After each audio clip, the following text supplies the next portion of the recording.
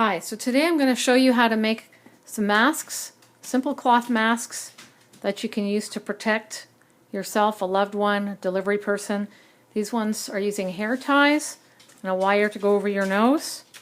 And this one has elastics and still the wire to go over your nose. Lining is a different color.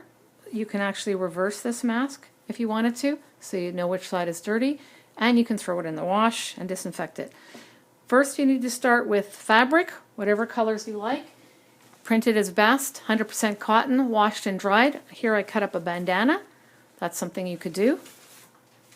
You could certainly have some fun embellishments if you want to sew on afterwards. You need elastic to go around the ears. I use this that I bought at the dollar store, which are hair ties. You can also use this stretchy elastic, sewing elastic, which I bought at Walmart. For the wire for the nose, there's a lot of things you could use. Should be around 20 gauge. I don't find that paper clips work very well. Here I used a Christmas wrap wire. That worked pretty well. And sandwich ties work really well. The ties on the coffee are really perfect if you can find those kind of wraps. They're really nice. They're just about the right width and length and everything, which is good. And this, which I picked up at the dollar store, which is a plant to wrap your plants. That works really well as well. Okay, you also need to have a ruler, needles, thread, pins, a seam ripper for when you make mistakes, your template pattern. I did this on a piece of recycled cardboard.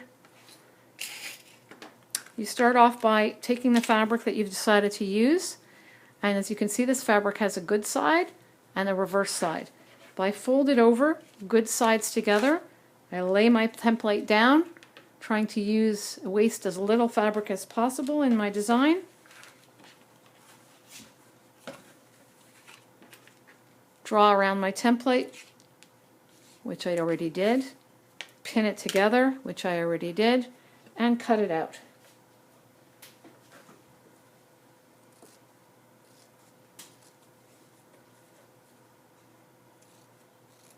You do this so that you have 2 sets and 4 pieces in total. Now this one I folded it on the on a part that I'm not actually cutting right now, so I will cut that in half. I should mention that I'm truly terrible at cutting and measuring and all these things. It's not my strength. So here, this part is where I folded it. I have to cut that as well. So to keep it straight while I cut it so that it doesn't move around, I could pin it as well, just so that it stays pretty flat. The next step is to sew it together. So here's one that I've already sewed together using a sewing machine, but if you don't have a sewing machine, you can sew it together by hand. In this case, I threaded a needle. I put a knot in the end. Oh, I just got another knot here, so this isn't going to work, but we'll try anyways. And I'm sewing it by going behind my stitch and then forward, and behind my stitch and then forward. And that way I get kind of a tighter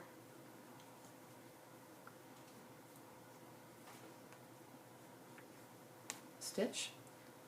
I'm hitting my pins, doing everything wrong, but hopefully you get the idea.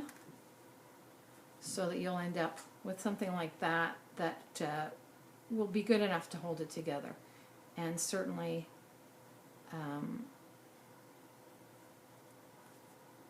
people are going to be happy to use these masks, and I don't think they'll be too picky about how beautiful your sewing is. So that you would do all the way around if you didn't have a sewing machine. I'm not going to make you suffer through that.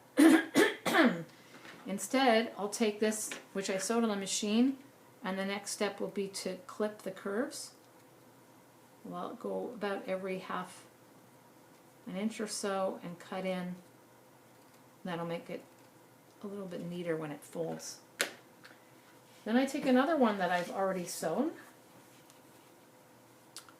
and I'm going to show you what the two of them look together. So I'm going to take the two that I've made, and I'm going to pin them right sides together.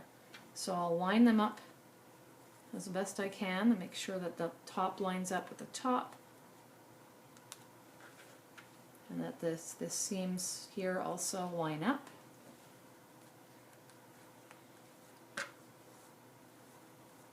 And pin them all the way around. The next step is to sew them all the way around, leaving a gap. Okay, I'll do that. I'm going to show you how that works by going over to the sewing machine, which means I have to move the camera and I cannot see at all what I'm doing, so I hope this is going to work. Actually, maybe I can move the sewing machine instead of the camera. Hopefully you'll be able to see that and I won't bump things too much while I'm sewing. So I'm going to start on this side.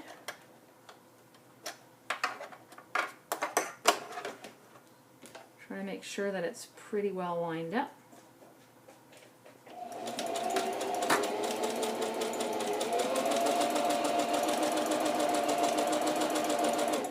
Anyways, if you're using a sewing machine, when you get to the end, leave the needle down so you can turn it. Like I said, though, I'm not much of a sewer, but I'll give it my best shot for you.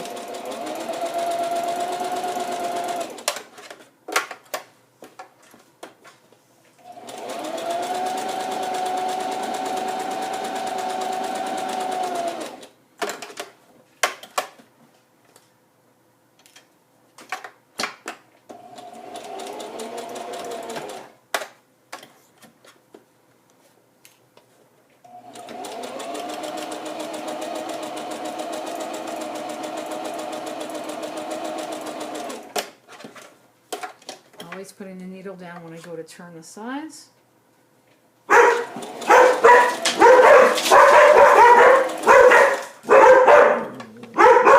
This video is raw and unedited, coming to you live from my kitchen. Or my dogs are barking at something, I don't know what. Okay, so I got to the end. Move my sewing machine out of the way. And cut off all these threads that are going to drive me bats otherwise, because it's just all these loose threads are very annoying. So I cut them. Oops. Pardon. Okay guys, thank you. We're safe. You don't need to bark anymore. Thank you. Enough. Okay, so now I turn it back the other way. So you turn it inside out. That's why you left the little gap at the bottom, about 1.5 inches, or I don't know how to convert that into centimeters. Let's say 5 centimeters. So here you go. At this point I could decide which is the front and which is the back. Do I want this to be the front that people see, or this? Well, if I'm going to put this flower on, that would make a better front. If I put the flower on the front, that would be kind of fun. But I will have to decide that very soon. The next step would be to iron this, because and really make sure you pull it all out. Sometimes the corners like to stick in, you see. So just get in there and pull it all out. You can also use the wrong end of a pencil, like the eraser end of a pencil, to sort of push it all out. So the next step would be, this one's already been turned inside out, and to sew a channel. So using the sewing machine or by hand, I've sewed the end and a bit. This channel is for my wire that's going to go on the nose. So I've also, once I'd ironed it, I ironed these edges down, because that's what's going to hold the elastic. So I take this wire and I fish it up inside, I put it in the channel. If you use a different kind of wire and it's really pointy at the end, then you're going to want to use a little bit of hot glue, or fold it over with pliers, something so it doesn't stab the fabric, and put a hole in the fabric. Okay. So the wire will fit into the channel. You're going to push it in, and once it's all in the channel, the next step is to sew the other side. So now it's in the channel and it's good and stiff. I also went around the whole outside and sewed it down just to make it neater. And this part is now ready for the final step, which in this case I'm going to use these black twisty ties. I'm going to look for this part where it has a bit of a gap, and that I'm going to tuck inside. So I'm going to go like this, so just tuck that in and sew it down. And do the same thing on the other side, sew it down. So I'll show you that.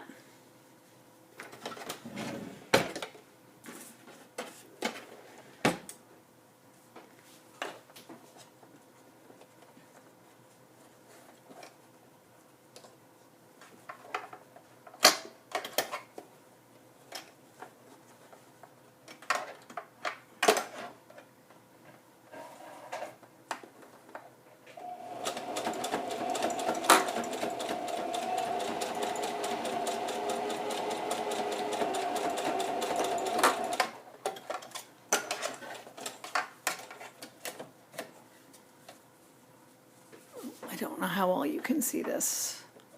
So that's one that's going to go over an ear. I'll cut off these threads, and you can imagine I'm going to do the other side, and we'll show you the whole thing finished.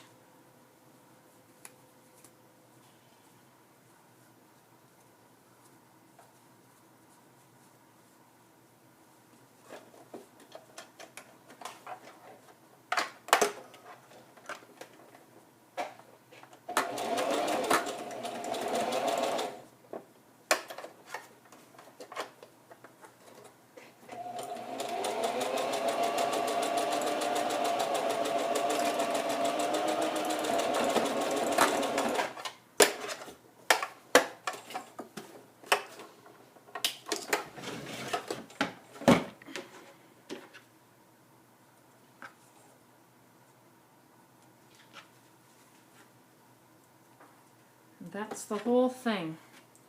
You now have a very washable cotton reversible mask, although if you wear it this way maybe it won't be as pretty as if you wear it this way.